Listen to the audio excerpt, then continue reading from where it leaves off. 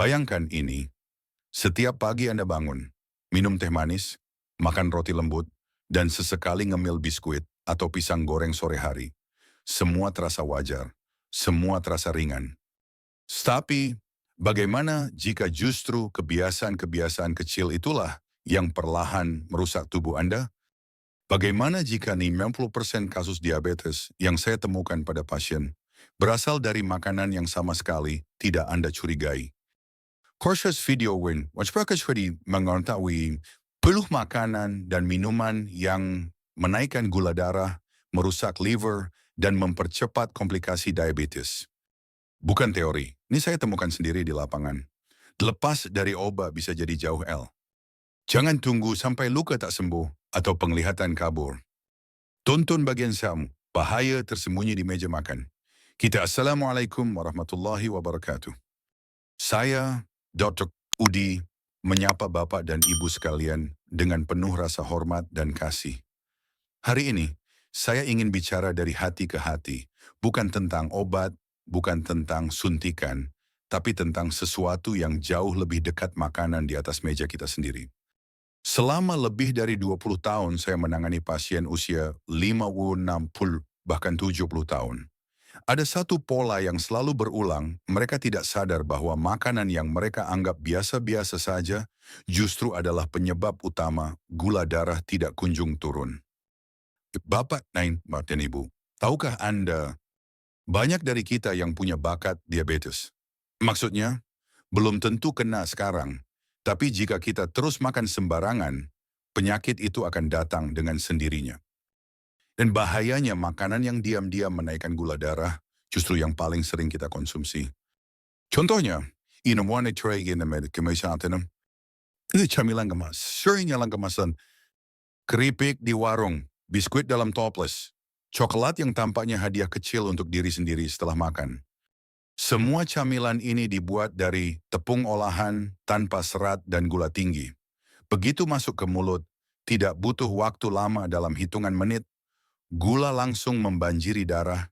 Inilah yang membuat kadar gula melonjak tajam, lalu tubuh kewalahan menurunkannya. Yang lebih menakutkan lagi, label di bungkusnya seringkali menipu.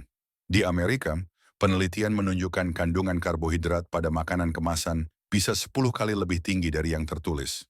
Jadi kalau label bilang 50 gram karbohidrat, kenyataannya bisa 500 gram. Dan di Indonesia belum tentu semua produsen jujur menuliskan kandungannya.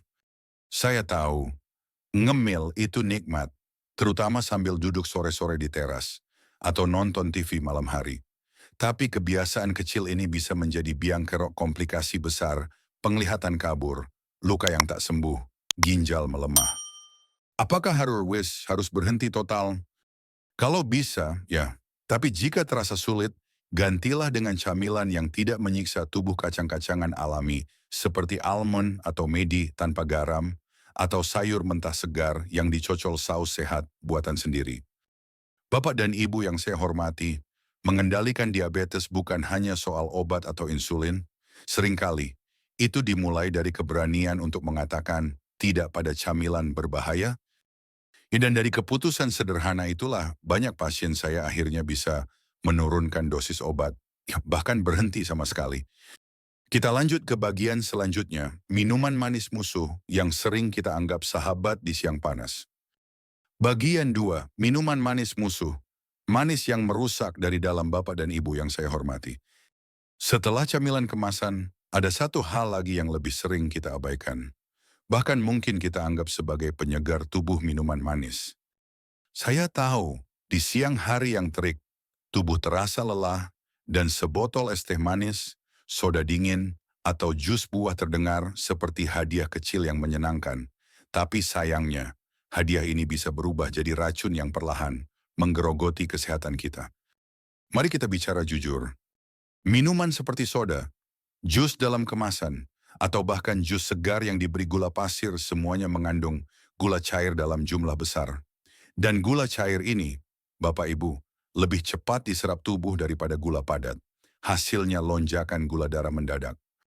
Yang lebih mengejutkan, banyak orang tidak sadar bahwa jus buah juga bisa berbahaya. Apalagi jika kita tambahkan lagi gula pasir ke dalamnya.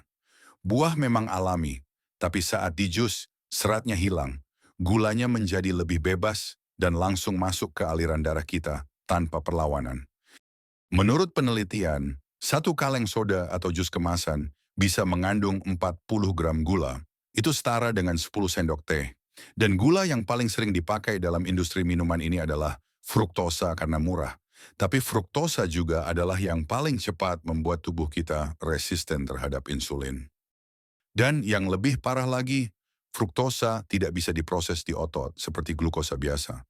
Ia lari ke hati liver, lalu menumpuk menjadi lemak hati fatty liver. Inilah awal mula perlemakan hati, yang sering tidak terasa tapi diam-diam memperburuk diabetes, kolesterol, tekanan darah, dan menyebabkan perut makin membuncit. Mungkin Bapak Ibu pernah bertanya-tanya, saya jarang makan nasi, tapi kok lingkar perut makin besar? Kemungkinan besar jawabannya ada di gelas Anda. Lalu bagaimana solusinya? Kalau ingin tetap menikmati minuman segar di siang panas, gantilah dengan pilihan yang lebih bersahabat dengan tubuh, air putih dingin. Or apa dipakerin? Teh tawar dingin. Asyutsanek sapamin. Infused water. Air putih yang direndam potongan buah tanpa gula dan disimpan semalaman di kulkas. Segar, alami, dan tidak menaikkan gula darah. Bapak dan Ibu, satu gelas manis mungkin terasa ringan, tapi jika dikonsumsi setiap hari, efeknya bisa seperti menyiram bensin ke dalam api peradangan di tubuh.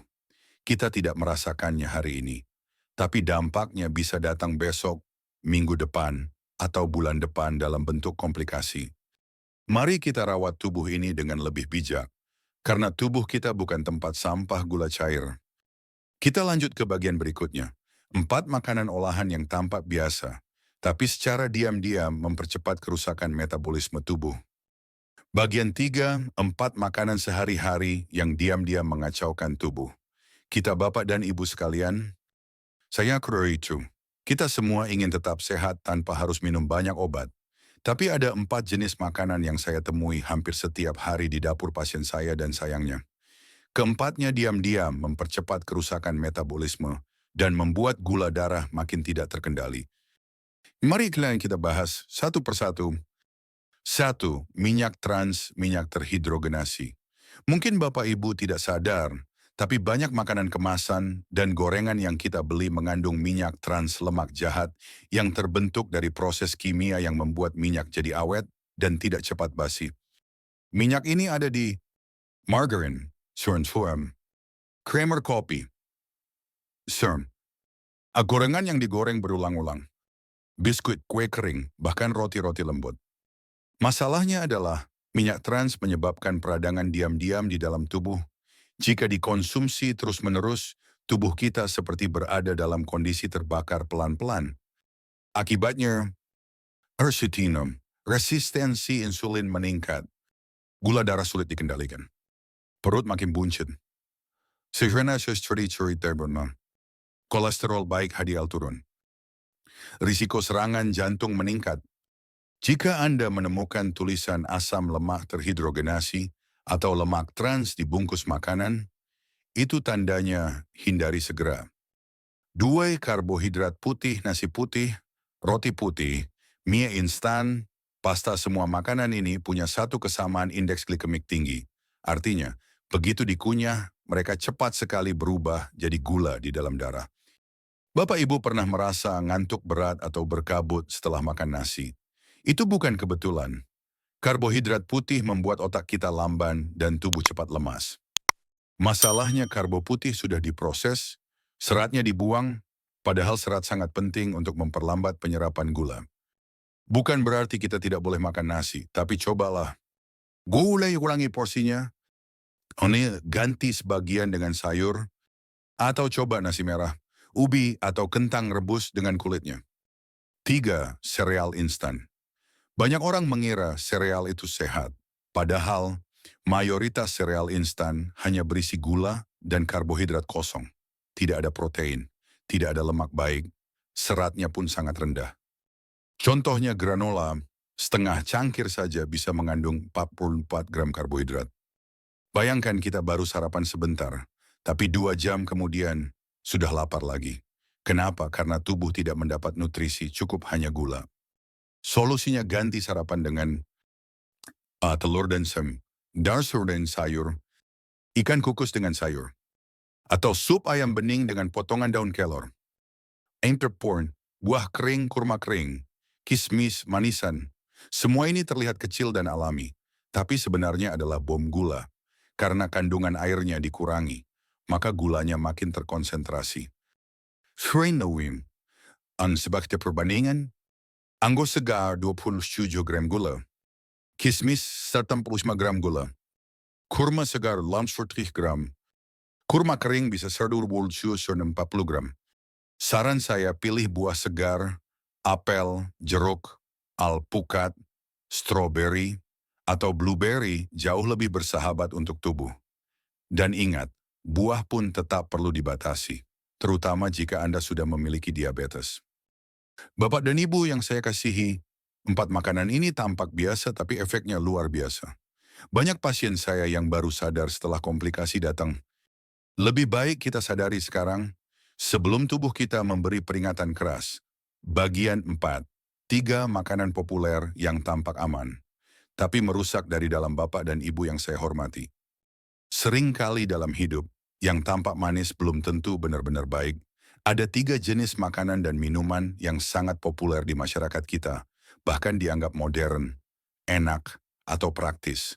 Tapi sayangnya, ketiga hal ini justru sering memperparah kondisi diabetes tanpa kita sadari. Mari kita kenali satu persatu. Sanu kopi saset dan kopi kekinian. Saya sering bertanya kepada pasien, apakah Anda suka minum kopi, Pak Bu? Dan jawabannya hampir selalu iya, Dok, tapi cuma kopi susu saset saja atau kopi dari kafe.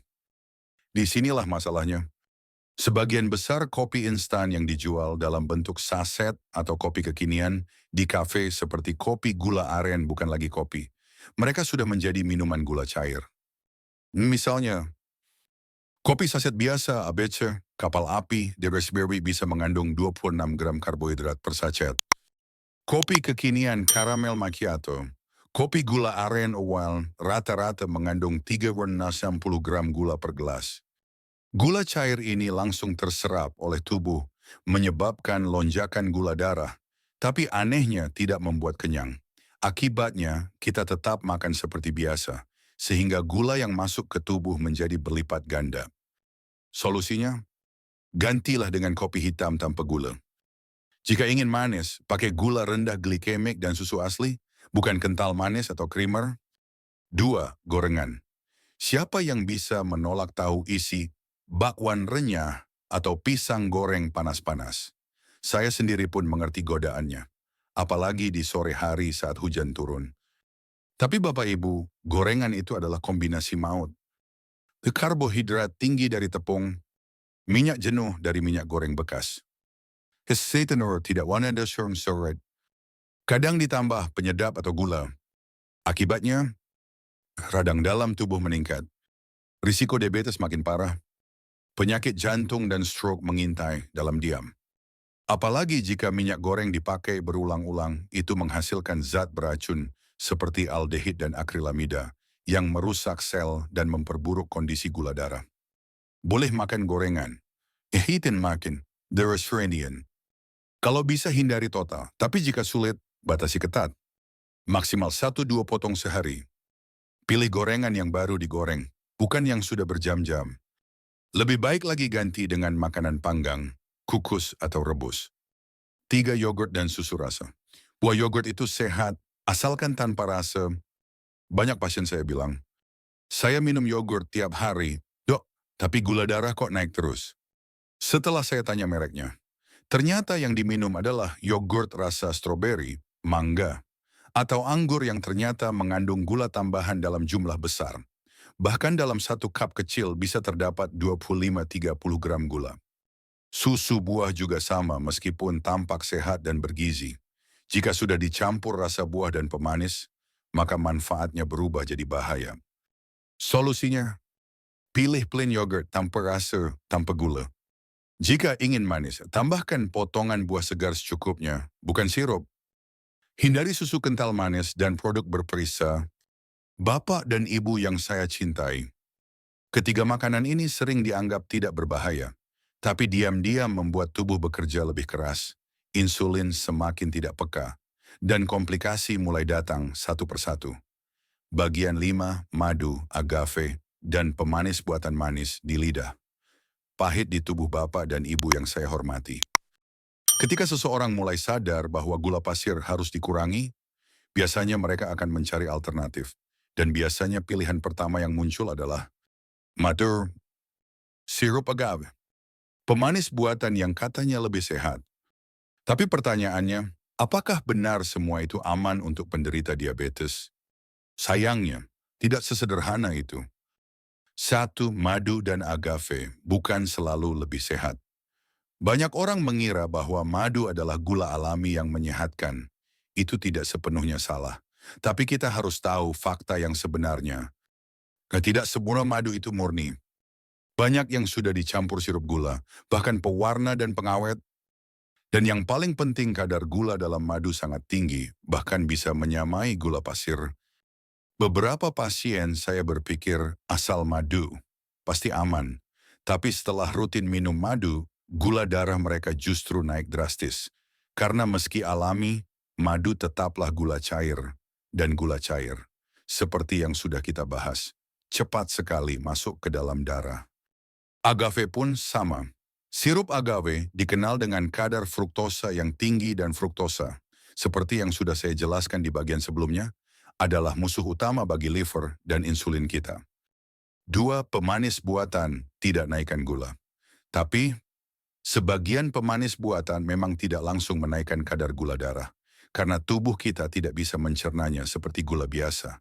Tapi masalahnya justru di situ.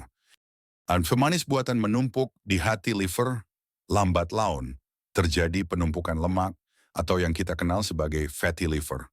Dan dari sana, komplikasi baru mulai muncul. Metabolisme melambat. Kolesterol naik. Gula darah tetap tinggi meski sudah tidak konsumsi gula. Bahkan ada penelitian yang menunjukkan bahwa pemanis buatan bisa mengubah bakteri, baik dalam usus, menyebabkan perut kembung, sulit buang air besar, hingga memperburuk kontrol gula darah.